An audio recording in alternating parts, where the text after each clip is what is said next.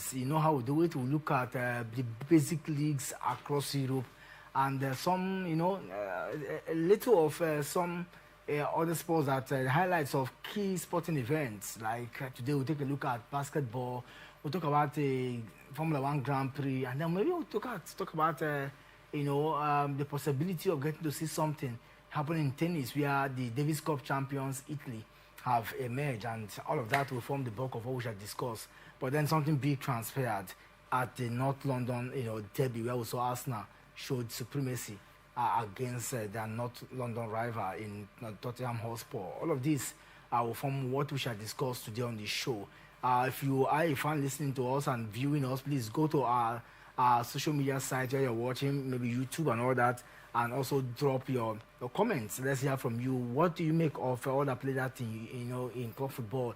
And let's also know that you are viewing us from any part of Nigeria or any part of the world. That will be very interesting to get to see. Ekpo Temple is my name. We'll go on a short break now. When we come back, I'll introduce the guests in the studio, and of course we'll get talking. It is Sports Extraordinary on Atlantic Television Network. Don't go anywhere.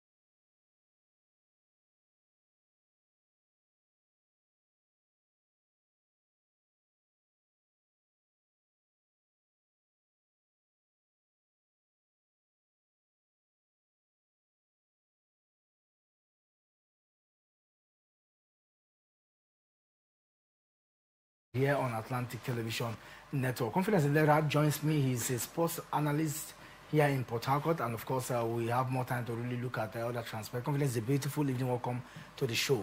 Yeah, it's a lovely evening, and of course I'm very happy to be here talking sports. It's a part more like evening. So many things transpired, the weekend up until this moment. So I think it's a lovely evening, and I'm very happy to be here talking sports this evening. Like you said, a lot of things transpired over the weekend. I don't know which of them that tickled your fancy, but which did you focus more? Is it the basketball action in Port Harcourt or the English Premier League, where we saw Arsenal dispatch Tottenham Hotspur? I think my eye was actually on the basketball, because it has to do with Port Harcourt. We are in Port Harcourt, so I have to give that a little bit attention. Even if I was unable to travel to a Niger Street to watch that one real time, but at least I follow the happenings of that game. So it has to be Port Harcourt. And for River Supers, this is a team that is very dear to us. So I was just trying to see how they can get this one over Lagos Legends, but it didn't work, and I was a little bit saddened. I was hoping that Coach Ogodado, he's a very good friend of, he's like a boss to me too, a very good friend of ours. So I was hoping I could get this one over Lagos Legends. So my eyes, actually, that was really my sports moment for the weekend. So like you've opened the the kick already. Let's start with it and let's talk about the action. River Supers, back-to-back winners of the Nigerian Basketball Premiership, lost to Lagos Legends, and what a conquest, losing at home, a team that stopped on beating run, came again and also defeated you and picked the ticket. That can be very painful, but football, there's no emotion. It's about the best team on the day. Do you think that Lagos Legends deserve all the accolades on, getting to be the sole winners of the Premiership Basketball Challenge yesterday? Yes, I must say congratulations to Lagos Legends. That is a team on the rising. I must say that team is on the rising, and it is not a fluke. No, I was thinking that what they did in Final 8 was a fluke. So I was thinking that when it comes to the Final 4, they will give us maybe something different. No, but they didn't really come short of expectation. They actually hit the expectation. For you to stop a River Super side, one of the most formidable teams in the country, when it comes to Basketball Premier League, we are talking about back-to-back winner, trying to make it a 3-time win, and then you stop them. So it's not a mean feat, and you did it in style. Even if in the Final 8, they also played, they played very well, clinically against River Supers. So I was waiting for the Final 4. They finished first, River Supers finished second in the Final 8. So I was hoping that in the Final 4, maybe River Supers should go back and study it very well and then come up with something. But they also did it. So when something happened twice, come on, it's not a coincidence. This is absolutely more like a better team and doing it over and over again against, in quote, one of the best, or if not the best team in the country. So it's not a fluke. For Lagos Legends, that really blew my mind because I wasn't expecting them to get that over River Supers, and they've just done it with a certain coach, Michael Ekima, a coach that is doing very well. This is a man that understands football, basketball from more like the young side of it. He galvanizes the young team and then make them world beaters, which is very good. We saw and the man Patrick Abba doing very well, the MVP of this tournament. So you could tell that there is a future for this team. So for Lagos Legends, they really did it, and they deserve the praises right now. They deserve the praises. I know coming up against beating the River Super side is not a mean feat. So for Lagos Legends, I must give them that credit. Doing it against a coach Ogodado, a well-experienced coach, and then a young lad in Michael Ekima. So I must give it to Lagos Legends Temple. Now that they've picked the ticket, now what does it mean for River Supers? I think for River Supers, they have to sit back, You've gone to the continent, you've been going to the continent. So let's try something else. Your best outing is the Final 4. So let's see if we can even make it a little bit high. So some persons will say that, okay, experience is there for River Supers. If they're able to make it to the semi-final, that means going back this time, it should have been a final for them. But it doesn't work like that sometimes. So I think for a Lagos Legends side, I really have high expectation. We know we're talking about the Basketball African League, where some of the best teams in the continent will be there. A lot of them from the North Africans too, they are going to be there. And some of them from West Africa and even the Eastern African side. So I think for Lagos Legends, one thing I must give it kudos to is the organization. This team is very organized. Even the way they played in the Final 8, the structure is a privately owned team, and they are very organized. I must tell you, they look like the Remo Stars when it comes to football side of things. So I think Lagos Legends, Michael Ekima, if it's possible, have some of the best signings. Why not go to US Monster and get some of their players? Or even go to the NBA and maybe get some players to join the team. I think the Basketball African League is a bigger platform. So they have to acquire more players. Just Rivers Hoopers, they normally do it. Coach Ogodado, sometimes he picks players from the NBA too. Spot some players and then get into the team. The likes of Peter Lisemeka, these are top players too. So I think for Lagos Legends now, they have to go out there, look at the continent, look at some of those players, and then get them to your team. Look at some of those players and see how far you can blend them, get them to your team, and I tell you, it's no fluke at all what can be achieved if you do so well. Congratulations to Lagos Legends and the coach for the beautiful display. And I tell you, I'm not sure that when they came into this competition, they believe that they can have it, but when you look at the experience of River Supers, somehow you just think that, come on, anything can happen. But I'm sure back behind them for winning against River Supers at the Final 8, that would have motivated them to say, come on, we can beat these guys, and definitely they did it. Yeah. Yeah, absolutely. No, definitely no. I think, like I said, it's a team under a gradual process, and they're going up and up and up. We remember when Remo Stars came to the Nigerian Premier Football League, it was just like an upwards, and they were just going upward and forward. And today, Remo Stars is like a household name, and they qualify for the continent. So I think Lagos Legends is rising to that team. So like I said, they have the resources, they have the finances. Just get one or two players, because like we are going into the bar, they are going into the bar. They're going to be representing Nigeria. They're going to be representing us. So I think right now, just get some of the best legs. There is nothing there, and add to your team, and then build a cohesion. Prepare for the Basketball African League that will be commencing next year. So I think for Lagos Legends, if they can sit back and not be carried with the euphoria of winning just the Nigerian Basketball Premier League, and then look at what is upward for them, I think they will be able to get things right. They can be able to stand against the best of the best on the continent when it matters the most. So I still have that confidence in them as a Nigerian side, that going by what they did in the Nigerian Basketball Premier League Final Four, and of course getting that title with a coach, Michael Ikima, I think they will be able to do very well when it comes to the continent. Well, Lagos Legends are now the new champion of the Nigerian Basketball Premier League, and they also had Rivers Hoopers yesterday, picking the sole ticket to represent the team at Basketball African League, and we'll get to see how preparations will be. We hope that the same luxuries, attention, sponsorship, branding, commercials, merchandising that Rivers Hoopers have gotten, with the Rivers State government, we hope that same partnership can be generated from Lagos. Yeah, absolutely. When it comes to showbiz, no state beats Lagos in Nigeria. No, but it's different. Yeah, I agree, but it's different. It's different when it comes to sports. I think some of the Lagos teams, honestly, if you look at Ikorodu City, and then at some point Sporting Lagos, they are privately owned team, most of them. A lot of them privately owned team. But I must tell you that they have the branding. Look at Sporting, there is a thing called Inter Lagos. I must tell you that their branding is something else. They're not even in the Nigerian Premier Football League, but they have some of the best branding. The same thing with Sporting Lagos too. So I think Lagos Legend, if you check the Lagos Legends handle and what they are doing in basketball, they have a very good followership, not just in Lagos, it's cutting across the country. So I think for Lagos State government and the team, they can work together. Right now, they are in the Basketball African League. So I think no state beats Lagos. So they will have all the necessary support needed, and they will get it from Lagos. So I think that will not really be a problem when it comes to support.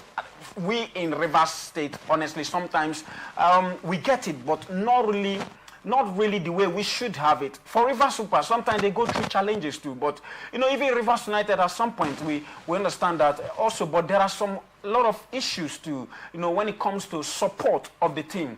So I think look at Rivers United, they don't play football at home.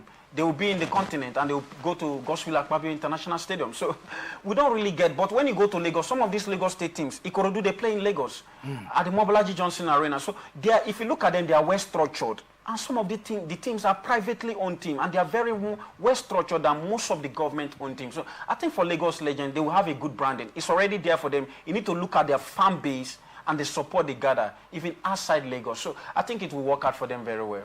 Definitely, it will work out for them very well. And of course, when you look at the trend of things happening, I will hope that the state government can really be a support tool to seeing that as the team prepares for Basketball African Championship next year, they will be well and equitably represented, not just for themselves, but for the teaming supporters of Nigerian basketball who love to watch our teams soar higher at the continental level. Away from that, let's talk about Formula One, and something transpired at the Formula One Las Vegas Grand Prix, where the McLaren drivers in Oscar Piastri and Lando Norris were disqualified, for technical failure, and then that ensured that Max Verstappen, the man who is in the chasing pack, won that particular one. Not also forgetting that with that now we have just a few points separating, the teams. So the question now is, who gets to win this year's Drivers' Championship? 2 races more, one in Qatar, one in Abu Dhabi,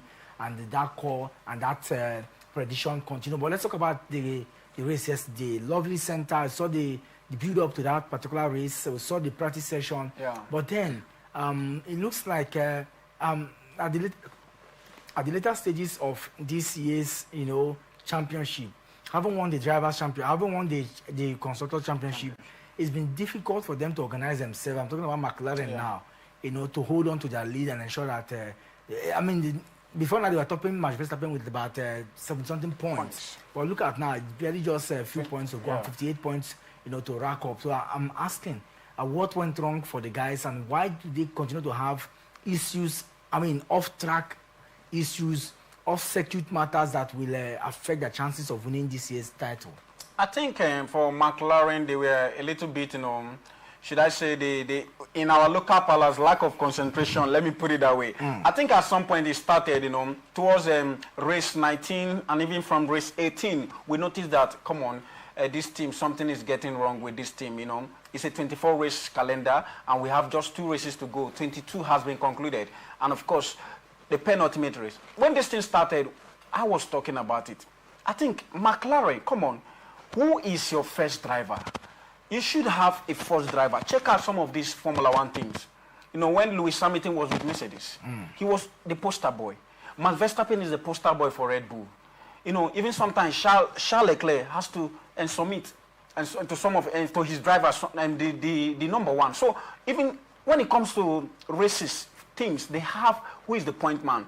But for McLaren, they allowed Lando Norris, the Briton, and of course the Australian Oscar Piastri to have a log ahead, which at some point they were thinking... But they said they're going to manage the crisis. Yeah, that's what they said actually. So I was thinking that they would be able to manage it, but they didn't really manage it, honestly. But they didn't really manage it. And it's really affecting them right now. You know, when you watch Lando Norris and Oscar Piastri, you could just tell that there is no synergy between these two drivers. True. So, and yeah, the McLaren and the drivers, I mean, talking about the McLaren team, they're not really handling it very well. And this is just 7 races so far for them, 6 races for Max Verstappen, and you just have 2 races. Who tells you that Max Verstappen will not win the 2 races and then maybe get a championship title? So I think for McLaren, they are the architect of their failure. If they don't win the drivers' championship, I think they are the really architect of their failure. So they should have a poster boy. You can't just have 2 drivers and then you want the 2 drivers to win. One must win. So one has to go down for the other to win. At some point, it was Oscar Piastri who was leading, and then Lando Norris came into the picture. It was more like they started giving him some advantage, according to some persons. They were like giving him some advantage. They pit him even earlier than the first driver. And when it comes to them to face the regulations, talking about the rules in pitting, Lando Norris gets away with it. So I think at some point they affected. Even Oscar Piastri complained at some point too, so that some of this technical infringement is just lack of more like a lack of proper management, and it's really costing them the team. So if Verstappen wins, it's going to be a very big blow to McLaren, because I thought this is their season. Hopefully, this might still be their season. Like I said, hopefully, yeah. 58 points to rack up, and then you ask yourself a lot of questions. Why are we not getting to see other team competing? Is it about the car or the fact that the drivers were just too good on the day? I think sometimes it boils down to the car, honestly. McLaren has a very good engine, and it's really working for them. And then you give kudos to the drivers at some point. I think Lando Norris and Oscar Piastri, they really understand the more like the way the car moves, and they know everything. They know how.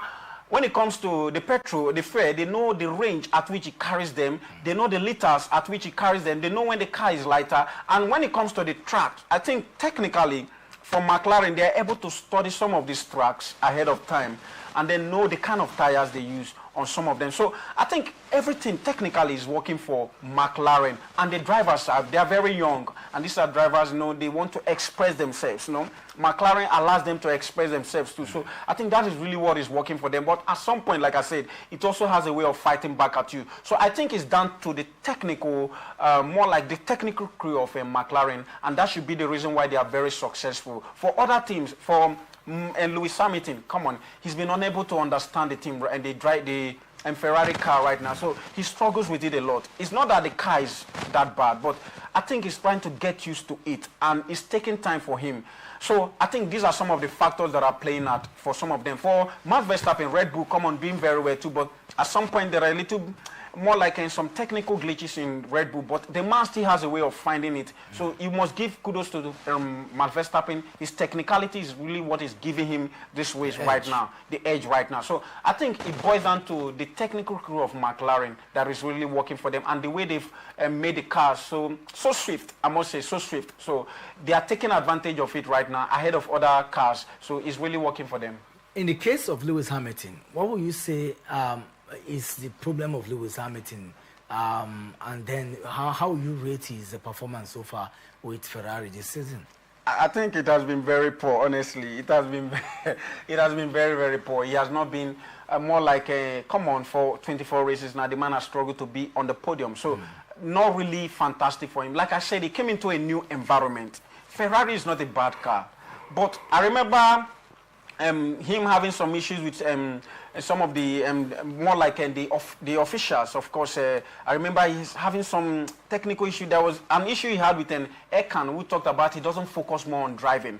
And Lewis Hamilton was like that. No, his dream. In fact, driving is his life. So maybe it might just be Lewis Hamilton more like, you know, feeling like, I've done it or I've achieved all. Then I should just let the young lads, you know, get away with it. But I think for Ferrari is not a bad car. So we see what Charles Leclerc also is doing. So I think for Lewis Hamilton, maybe the hunger is no longer there for him. That, I think, it's just the hunger. It's no longer there for him. And that euphoria of chasing Michael Schumacher, he want to beat that record and then try to get it. So I think all those things affect the guy, and it's really down to him. I think he's not really in the right frame of mind. I don't think Ferrari is that bad when it comes to engine. Come on, they have the best, one of the best of engines when it comes to Formula One. So it boils down to Lewis Hamilton.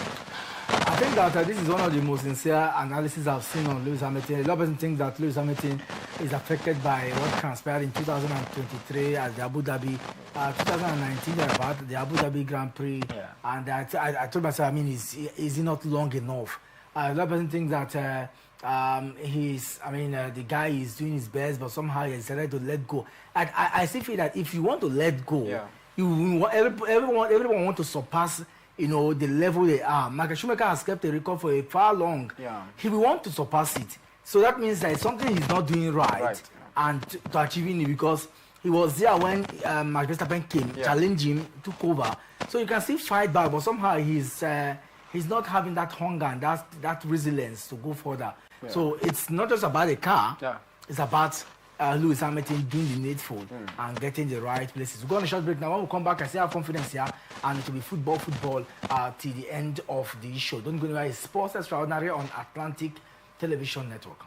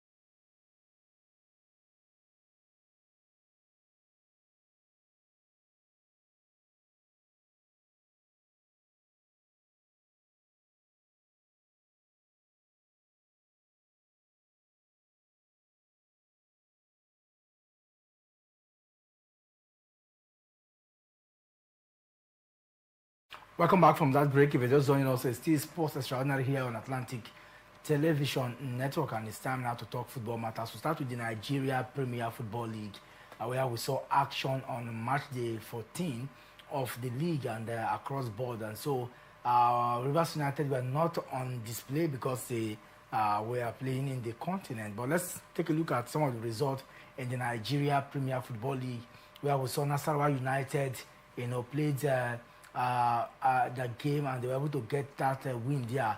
With courtesy of that win, they've now moved top of the standings in the Nigeria Premier Football League. For Nasarawa United, they have been on and off, and I'm just wondering how far they can go this season.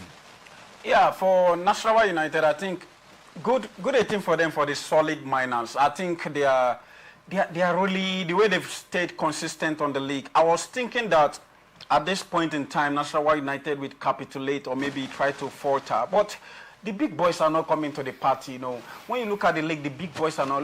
Remo Stars, defending champions, they are struggling.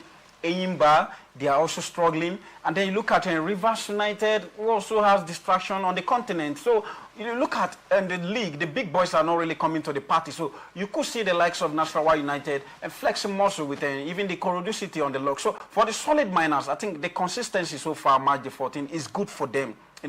Top of the log. At some point, the Ikorodu City took over as at match day 13, and they came back now to the top of the summit of the league. So it's good for Nasarawa United, but I don't know how long they will be here because the league is still very much open. And of course, it's just match day 14. It's the Nigerian Premier Football League. The gaps are not really, the margin are not really wide when you look at it very well. Rivers United is on the continent. They still have 2 games in hand. So I think for the solid miners, maybe take advantage, start early, because at some point, some of these points towards the latter part of the league, it might be playing a very crucial role to you winning the league.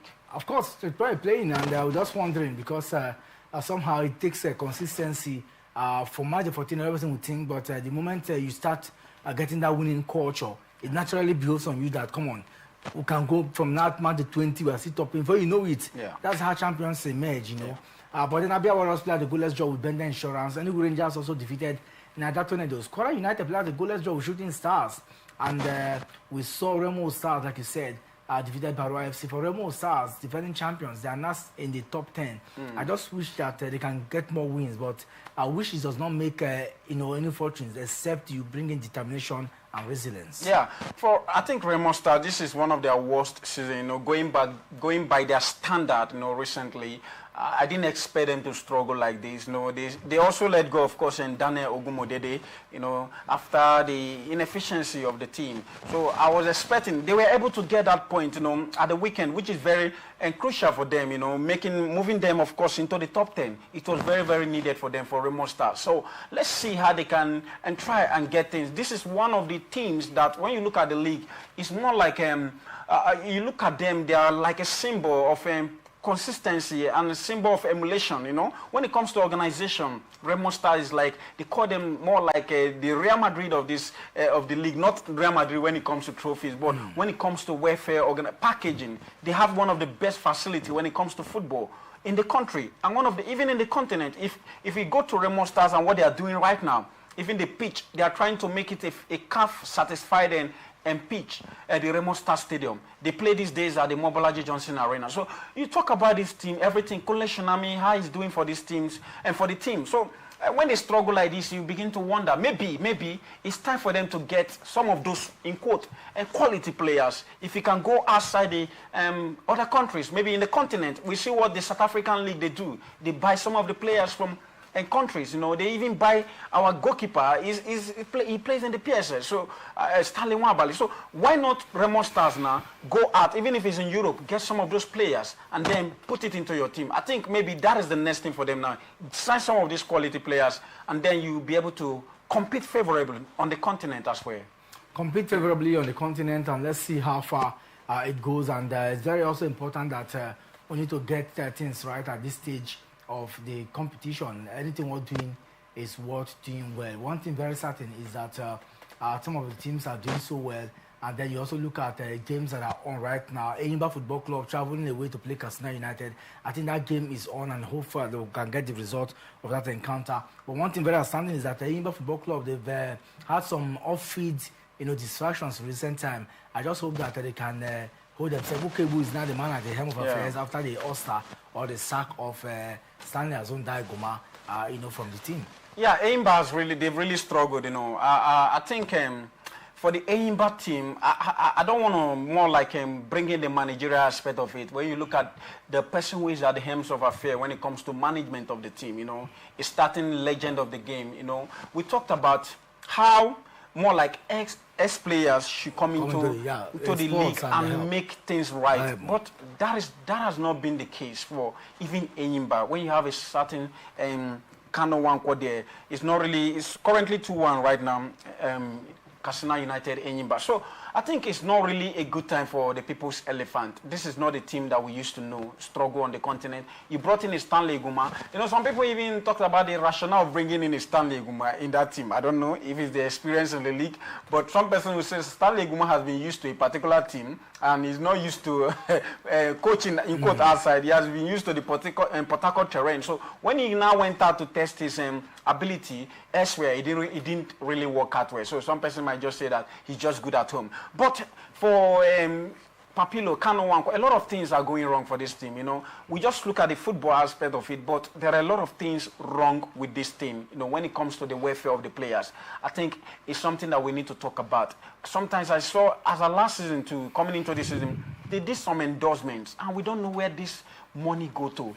Enyimba has been on the continent. They participated in the African Football and Super League, These monies came in, and yet we don't see how it's rubbing off on the team. You let a bulk of players leave the team, and you start creating opportunity for a mediocre selection of teams and players in a team like Enyimba, the only Nigerian side to have won the CAF Champions League. So I think structurally and organization-wise, a lot of things are wrong. Things are wrong with that team, Enyimba, and it's really paying up on the pitch of play. When things are not working well administratively, it will affect the players. When things are not working well, you just said, and I think that, we'll keep our finger crossed. But for Kano Pillars, how will you rate their season? They are currently leading 2-1 in that encounter against their counterpart. Talking about Kano Pillars, okay. I think for Kano Pillars, it's beginning to serve them right. At some point for Kano Pillars, we saw how they are, of course, they are leading Ikorodu City 2-1. They've really struggled. This is not the Kano Pillars we used to know too. It's still the same thing too. Another ex-player. And the fact that they're not going to play at the Senapata Stadium is another issue altogether. It serves them. Even when they were playing there, they were not really getting the results in foot. It's all about match violence and all that, on the pitch, and of course harassment. Some of those things that are not good for the football, and now they play away from home. So I think for Kano Pillars, they are really going to struggle. This is not we have some of the aging players there. I don't know why the likes of Rabia Ali is still doing in that team. Ahmed Musa is also in that team. Come on, I don't know they say it's more like a managerial role and a player too. So I don't know. Why not just concentrate on the playing aspect? I mean the managerial aspect of things. If you're at all doing that, it's not really working very well for Kano Pillars. So Kano Pillars is also a big team in the Nigerian Premier Football League. Most people will attribute it to more like the days where they've been having it all rosy at the Sani Abacha Stadium, back then, whichever means they used to have it. But I think right now, that team is not really a threat anymore. And people beat them, and all the things they are doing in the league is affecting them. And they are threatening, and they are going to relegation. So maybe they might just go back to the relegation and then see if they can put things right. I think come back and organize very well. I know that they are playing football, and they are one of the best, most followed team in the northern region of Nigeria. So I think they should get it right. If Ahmed Musa really wants to manage that club, I think he should start quickly and then concentrate and put the club in order. Start quickly, concentrate, and put the club in order. That would be a good setup, and we hope that we can even see more. Away from the Nigeria Premier Football League, let's talk about Rivers United, who were not in action because they had theirs in the CAF Champions League, the elite club football in the continent. Traveled to Egypt to play Pyramid at the what's the name of the stadium is very interesting. 30 June Stadium. Yes, 30 June Stadium, and I saw the way they played. I saw the way they started the game. It started like a team who truly wanted to get something out of that encounter. But the second half truly was a different show altogether. Yeah. It looks like a supremacy. What went wrong for Rivers United in that encounter, even if the manager had come out to express that it's about the costly errors. When you say costly errors, how do we define costly errors? You know, I think sometimes, you know, I don't know, our coaches, you know, especially in this aspect of the world, in this part of the world, they tend to more like give us some, more like, I don't know, some press conferences that you're like, come on, you're the coach of this team. You know, when you talk about anxiety, loss of concentration, and all that, for a team like Enyimba, that is the role of a coach. We're talking about a technical advisor. We call them technical advisor for some reasons. Not just more like on the pitch. There are some technical inputs as a technical advisor you render to the team. We saw the game on Saturday between Rivers United and then talking about the Pyramids. I know Pyramid is a very strong side. We are talking about the defending champions. They are rising in the Egyptian league. They are not in quote the creme de la creme in Egypt, you know, when you compare them to Al Ali. So I think, but they are rising, and they are rising very well. You need to see the organization of the Pyramids. So I must give it to the Pyramids. But to an extent, come on, you don't over-respect a team. Come on, you don't over-respect a team. That was what happened to Rivers United. You were able to hold a team for the first 45 minutes of that game. It was in the second half they got the goals, you know, 3 goals, and through the man inside Atif, and they got the goal. So I think you were able to get that. So you should be able to manage that game properly. That was what I was expecting. How can you concede in 20 minutes? You already conceded 3 goals. That was very shambolic for Rivers United. And this is a team that we're thinking that defensively they've been getting things right. They don't score goals, but they are trying to defend. That's what Finidi George has been doing, even in the league. It was in the game against Warriors, they were able to score 2 goals. And the man was so excited when he was talking because we were there too. So I was like, so, you know, for Rivers United, this is not a better way to start, honestly. If you're losing this way, this is the group stage. You know, I know that there are a lot of, we have RS Bekani. These are Confederation champions. The CAF Confederations Cup champions are there too. So it's a difficult group, but just start early. You're playing against them now at the Godswill Akpabio International Stadium on Friday. So you should be able to get it right. So I think technically Finidi George should do better with the team. But if you coach a team like Rivers United, arguably one of the best sides in the league, and you are struggling like this as a manager, don't you think that it has a lot to tell about why you cannot coach the Super Eagles of Nigeria? Absolutely. You know, we've talked about this at some point. You know, giving Finidi George the Super Eagles job, to me, it was a no-no. I think there are even better options when it comes. If you want to look inward, I can call names of coaches. I'm not trying to do a PR or whatever, but there are coaches. We have Emmanuel Amunike, a very good coach, sound coach, with the national team. So Finidi George was not even in the conversation. He came in, and we saw what happened. We could tell that some of the reason why Nigeria is not at the World Cup can also, he takes part of it. Because the 2 games he played, it was shambolic. And then the team was in disarray. So these are some of the coaches, when you see, I'm not saying that he's a good, he's coming up, but he has not really hit it. We saw his exploit with Enyimba, you know.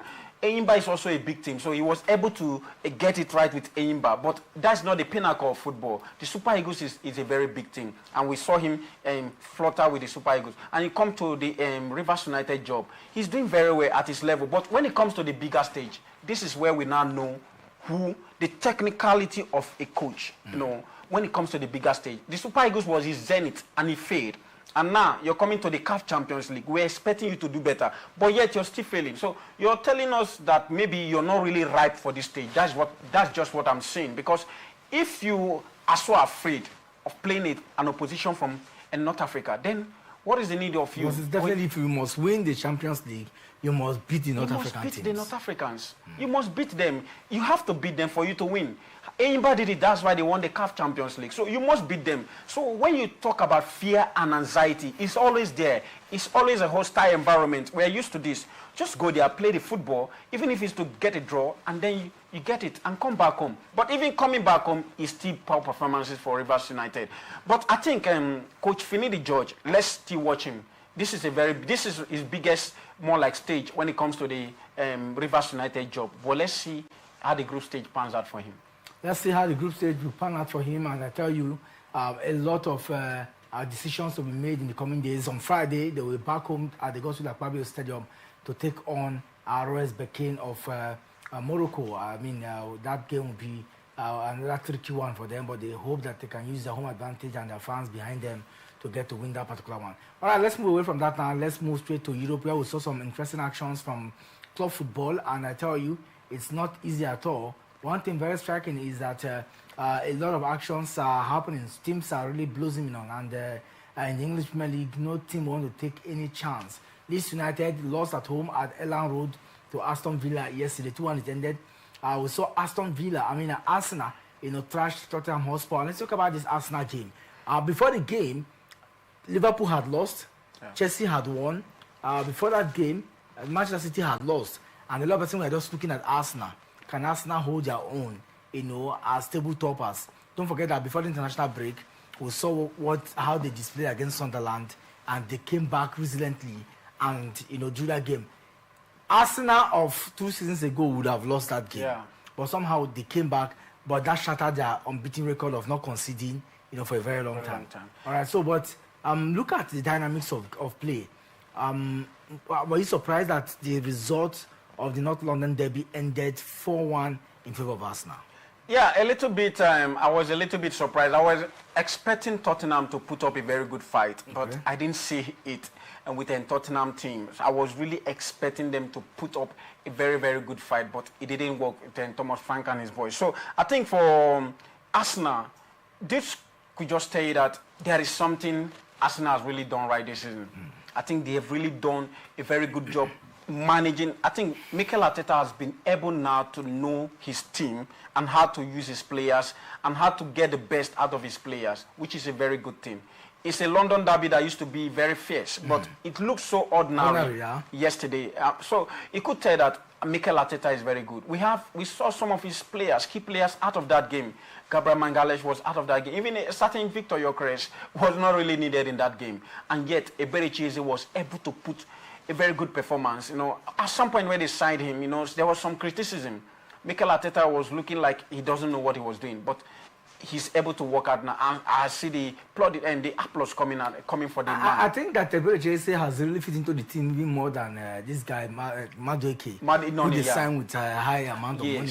Yes, absolutely. Eberechi has fit into that team, because when you saw him in his days in Crystal Palace, people have been wondering, this guy has been doing very well. How come the big clubs are not coming for him? Suddenly, Arsenal got him. And the man has really been able to put himself in the good books of the Arsenal fans. So I think it's a very good one for him. It was a derby, one of his best derby, and for Arsenal, one of their best derby against Tottenham, 4-1. It's been long, like they have such kind of scoreline. So I think it's a good one for Mikel Arteta. This might just be that season for them. That record yesterday was the first time that Thomas Frank, as a manager for Tottenham Hotspur, has conceded 3 goals away from an opponent, and that shattered his record. But look at Thomas Frank and what he's been able to do with that side, and you ask yourself, just maybe the tactical prowess of Mikel Arteta overshadowed him yesterday. Yes, Tottenham has not. They've been off and on. Honestly, they've not really been fantastic. If you look at the Tottenham setup, they don't really have that more like the top, in quote, top striker, unlike they used to have in Harry Kane. And then a certain Heung-min Son. We have a Mohamed Kudus too, who is also trying, but he's not really the best of finishers. So I think they still have some buys to do for Tottenham Hotspur. For Thomas Frank, he's managing what he has. Okay. He's managing what he has, and he's able to manage it the little he can for now. Able to manage it. And let's talk about, earlier, a day before then, we saw what transpired. Liverpool losing at home, that I never saw coming against Nottingham Forest. Yeah, very poor performance.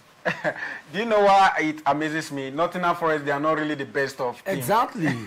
So far, so I was very shocked to see that result for Liverpool at Anfield. That's the worst part of it. At Anfield, it was very shambolic for Arne Slot. We've talked about Arne Slot and his kind of gameplay, his kind of play. He has more deviated from the Liverpool kind of football, and it's really affecting. He's introducing a game, a football pattern that is not used to the team, and it's affecting them. They're finding it difficult to adapt to the kind of play right now. I was expecting Arne Slot when he came into Liverpool. Come on, you saw a setup, a very good setup, and you won the league with that same setup. Mind you, people didn't know that Arne Slot don't win that league with his own philosophy. He won the league with a setup of Jurgen Klopp. But some persons were like, no, it was Arne Slot brilliance. I said, no, it wasn't Arne Slot brilliance. By my own statistics, it wasn't Arne Slot brilliance. And now they are saying it. Because some of those players now, in quote, that prosecuted that plan under Jurgen Klopp, they are beginning to age out. Mohamed Salah is aging out. Virgil van Dijk is not at the best of his form right now. And you brought in new players, your own players, in quote, Alexander Isak, talking about Hugo, of course, Alexander Isak came into the team, and then you signed Florian Wirtz into the team. But you're not being able, they are not playing the kind of football you want. What do you want them to play? Liverpool play more from the flanks. I don't know if you want to play a midfield game, but it's not really working. That is just the problem. Not really working, and I'm just thinking how they can go. I just wish that, they can continue to push. They are the defending champions, and a lot is expected from them. But it sounds now, somebody else said that they hope they will not miss out from the Champions League this season with the way they're going. But then let's take a look at, Manchester City and Newcastle United at St. James Park. That was a very tricky one. Yeah. But Newcastle did so well. 3 minutes after they scored, that equalizer came, but then they were resilient enough to get back, and it was beautiful display. The game was from one end to the other, and I think that Newcastle deserve all the plaudits on the day. Yeah, Newcastle are really doing very well. At least I saw some part of that game against Manchester City. Pep Guardiola has been able, at least for some time, with the team. But this is not the Manchester City we used to know. I was thinking that they are back. At some point, as at March day 11, they were second behind Arsenal. So I was thinking that coming into this match day with Erling Haaland brilliance, we saw what he did with his country, Norway, and what he was doing before he went for the international break. So we were expecting a very more like a convincing Manchester City side. But this shows that a Manchester City side, no matter what, is on a decline. And it's just Erling Haaland trying to prove others wrong, trying to get the goals. But the team itself, I think maybe the coach, the manager, he has really given all. And maybe he doesn't really have that passion anymore. Maybe he's just doing it, let me see off this season and go and rest. But because when you could see that Pep Guardiola is not really more like the Pep Guardiola we used to know. The way he loses game this time around, it's not the Pep Guardiola we used to know. So I think it's more like a managerial issue. A lot of things have gone wrong for the man, and he's able to try to maintain this team. So I think right now, it's just the manager. Maybe something has to change. Maybe something has to change, truly. But we'll keep our finger crossed. And there are other games that was played in the La Liga Santander.